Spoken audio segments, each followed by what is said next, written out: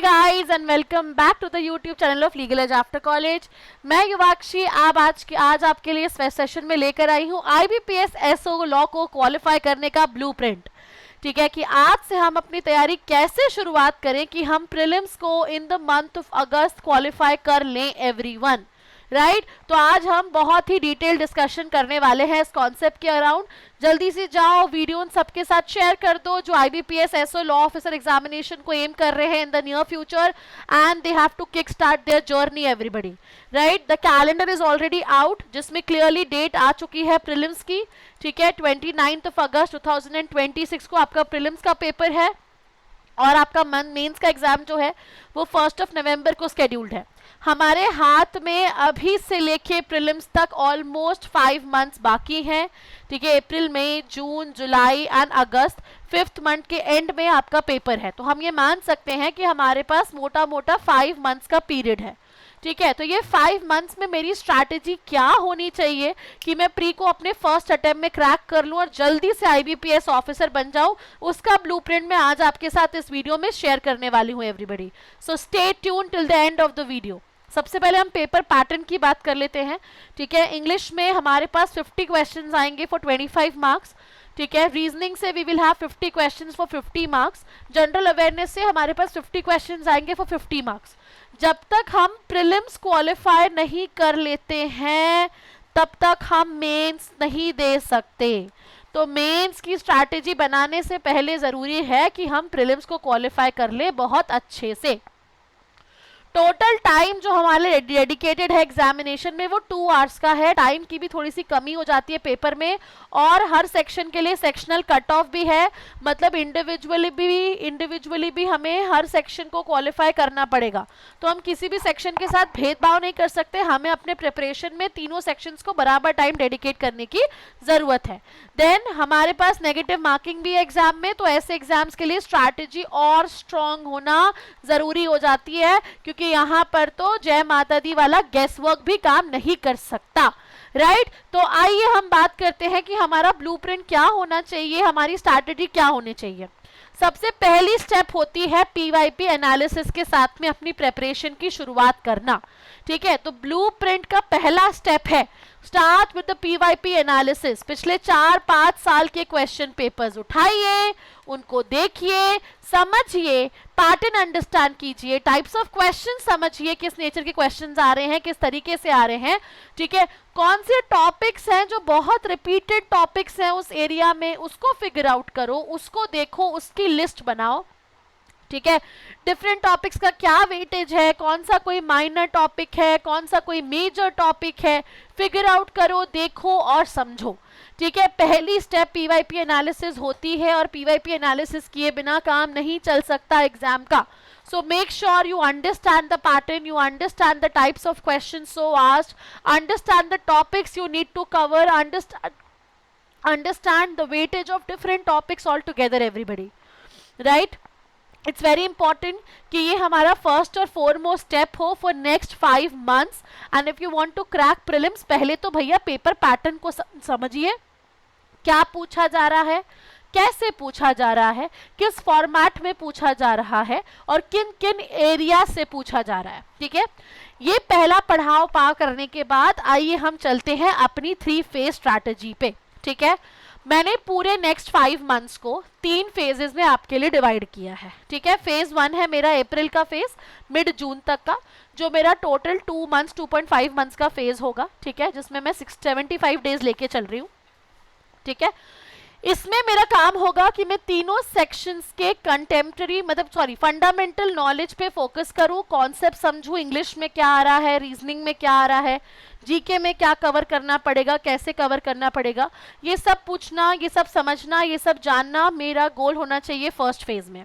हम अभी इंडिविजुअली भी इन फेजेस की डिटेल में बात करेंगे। ठीक है, फेज 2 में मेरा गोल होना चाहिए, जो मेरा फेज 2 है वो स्टार्ट होगा जून से जुलाई तक, 46 डेज का पीरियड मैं मान के चल रही हूँ फेज 2 में।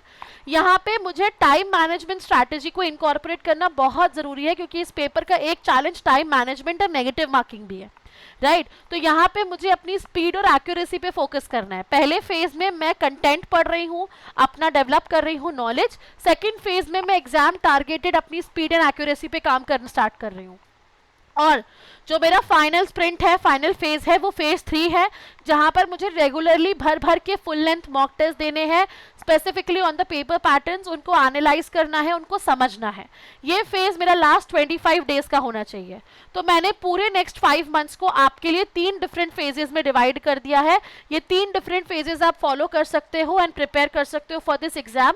और ये ब्लूप्रिंट फॉलो करने से इतना तो तय है, ठीक है, कि आपका जो एग्जाम है वो 100% निकल जाएगा।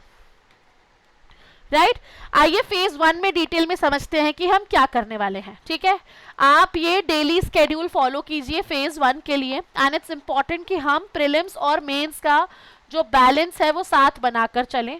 ठीक है, तो 1 घंटा डेली हम इंग्लिश को देंगे, जिसमें हम इंग्लिश के फंडामेंटल समझेंगे, इडियम्स एंड फ्रेजेस आते हैं, आरसीज आते हैं, उनके एलिमेंट्स आते हैं, ठीक है, मीनिंग्स आते हैं, अपोजिट वर्ड्स के मीनिंग आते हैं। तो ये सब पढ़ना तो पड़ेगा ना, बिना पढ़े तो एग्जाम नहीं निकल सकती यार।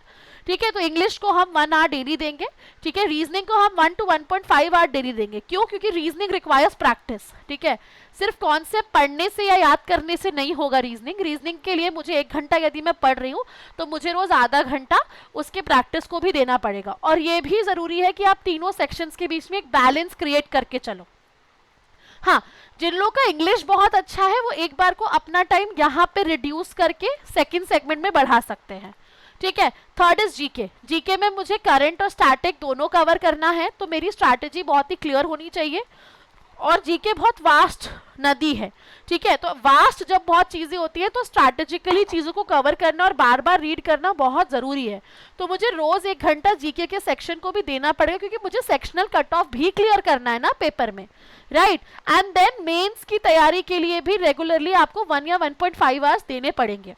ये फर्स्ट फेज में आप सिर्फ नोट्स बनाओ, है ना, बेयर एक्ट्स को पढ़ लो, समझ लो, अंडरस्टैंड कर लो कॉन्सेप्ट को, दैट्स इट। बहुत लर्न करने वाले स्ट्रैटेजी पे मत जाओ लॉ को।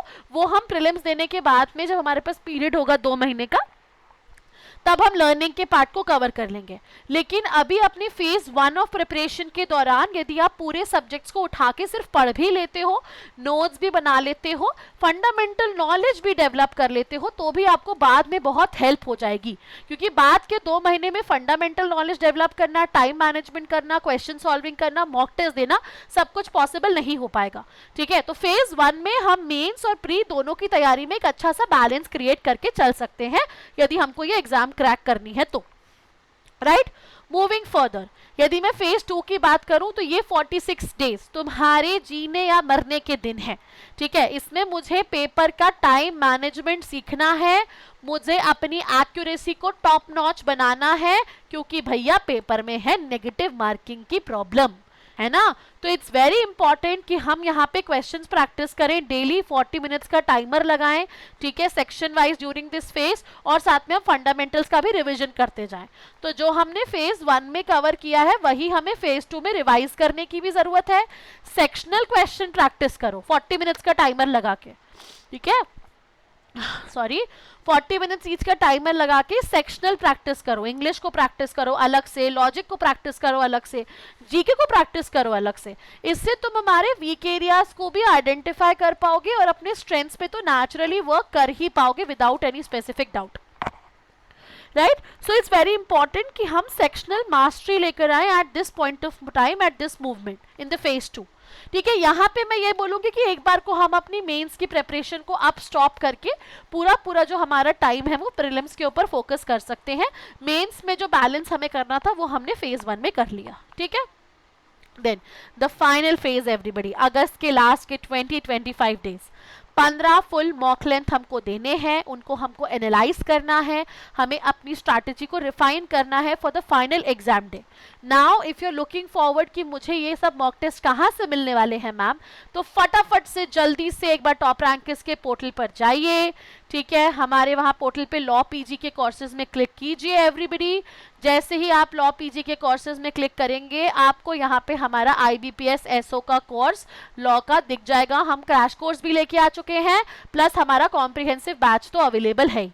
1 अप्रैल यानी कल से ही हमारा क्रैश कोर्स आ गया है एवरीबडी, प्लस आपके पास कॉम्प्रिहेंसिव बैच का ऑप्शन तो एनी विच वे अवेलेबल है ही है, राइट। इन कोर्सेज को आप चेकआउट कर सकते हो। यहाँ पे आपके प्री और मेंस की प्रिपरेशन और बाद में इंटरव्यू गाइडेंस तक आपका पूरा प्रिपरेशन सॉर्टेड है, ठीक है। बेस्ट डिस्काउंट्स भी आपको मिल सकते हैं और कूपन कोड भी मैं आपके साथ इस वीडियो के एंड में जो है शेयर करने वाली हूँ, राइट। तो फटाफट से जाओ, पोर्टल को चेक करो, देखो और समझो कि हमें इसे कैसे कवर करना है, किस फॉर्मेट में कवर करना है, right. Moving on further everybody,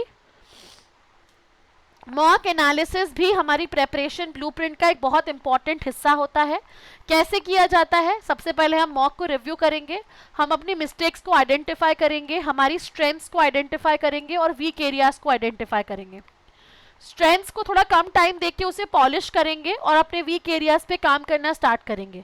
बहुत इंपॉर्टेंट है कि यदि आपको पर से एक्यूरेसी अपनी डेवलप करनी है तो आप पहले सेक्शनल टेस्ट से शुरुआत कीजिए, ठीक है। इंग्लिश का अलग, लॉजिक का अलग, जीके का अलग, और फिर आप फुल लेंथ मॉक दीजिए अपनी प्रैक्टिस और एक्यूरेसी को और मेंटेन करने के लिए, right. Now guys, there's a good news for everybody. If you are a YT student associated with LEAC, तो आप कूपन कोड यूज कर सकते हैं LEAC YT. I think this is not visible. ठीक है, it's LEAC YT everybody. You can use this specific coupon code and you can get flat 10% off on any of our government law officer courses. Right? So go right away, get best discounts possible on the course, and you can call us on 6363286363 also. Right, that's it for this specific video. Do not forget to like this video and do share in the comment section कि आपको अपनी IBPS SO के preparation journey में हमसे क्या क्या helps required है और हमसे क्या क्या assistance और guidance required है। Plus do not forget to follow us on YouTube, social media handles like Instagram and Telegram also, क्योंकि हम regular updates आपके लिए लाते रहते हैं, right? Do share your comment here as what you want extra from us, what exact guidance you want from us. We'll be very happy to help you everybody. That's it for this specific video everyone. All the best and take care.